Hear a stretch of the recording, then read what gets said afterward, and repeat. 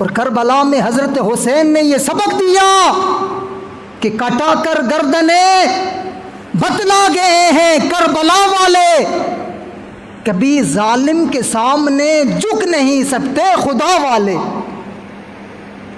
اور دشمن نے حضرت حسین اور ان کے خاندان کو شہید کیا۔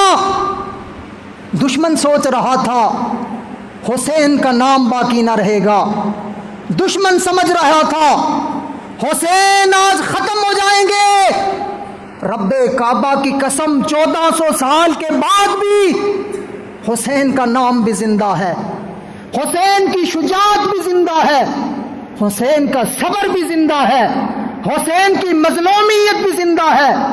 کسی نے کیا خوب کہا، نہ زیاد کا وہ ظلم رہا، نہ یزید کا وہ ستم رہا، رہا تو نام حسین کا جسے زندہ رکھتی ہے کربلا۔